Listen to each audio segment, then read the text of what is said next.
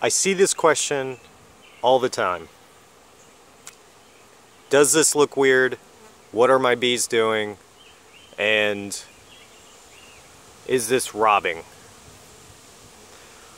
And I'm going to try and quickly explain how you can tell that it's not robbing. First thing you want to look at is the side profile. And if I get a chance, I'll slow it down for you. You can see all the bees that are flying in and out. Let's see if we can get a good shot. Weird. What are my bees doing? And is this robbing? And I'm going to try and quickly explain how you can tell that it's not robbing. First thing you want to look at is the side profile. And if I get a chance, I'll slow it down for you. You can see all the bees that are flying in and out. Let's see if we can get a good shot. Are doing orientation flights. Now, the orientation flight is essentially a way of bees to navigate back to the hive. They're orientating themselves to the entrance of the hive. They're looking where the sun is, and they're remembering that so that as they go out to forage, they can make their way back to the hive. That's number one. So you're looking at that. And that's all occurring right in this area. Okay? The next thing you want to look at is the entrance. Now when you're looking at the entrance, if you have a bunch of bees landing below, that means that they're coming in hot. And hot is just my way of saying they're heavy with nectar. And what they're doing is they're shooting for the entrance, and because they're so heavy, they're ending up hitting this piece of wood at the bottom. That's why I put it there. There's other hives that have a landing board that's slanted like this, so they can just hit it and walk up. I would do that, but it takes more wood, and I build these on my own, as you can kind of tell with the Luan wood that's warping. So the next thing you want to look at is the entrance itself, if you're willing to get that close.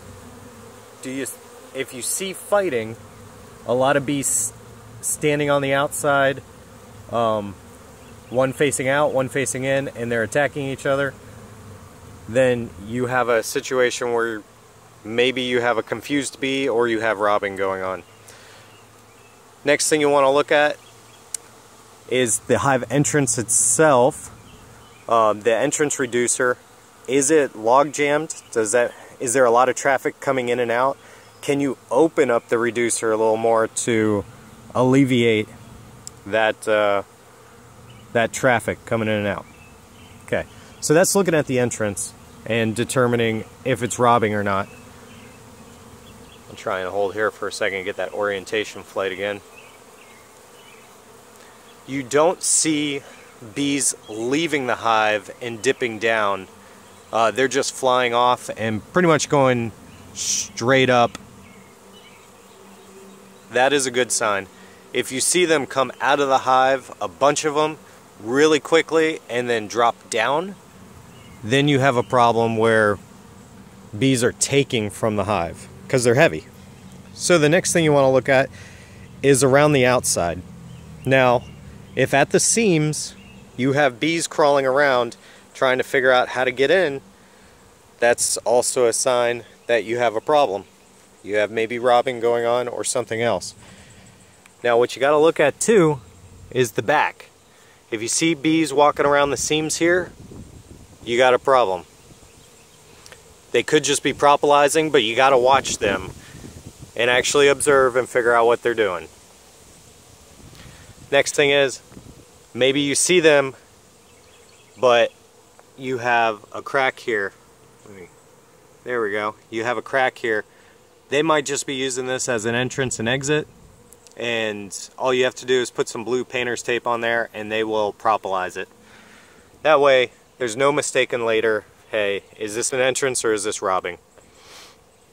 Okay, so some things to look at. I just happened to see it this morning and I said, hey, let's talk about this, because as a beginner beekeeper, a lot of activity, especially after it rains or during the flow, you could be very concerned. Is this swarming? Is it robbing? What's going on? The sign of swarming would be if the hive is very loud because a bunch of drones are coming out. That kind of gives you a small indication, but there's many factors to everything. There's many factors to robbing and what you can look for just without even getting into the hive. There's many factors for swarming that you can look for without getting into the hive. And then there's even more when you get into the hive. So just keep learning, and I hope you like this video.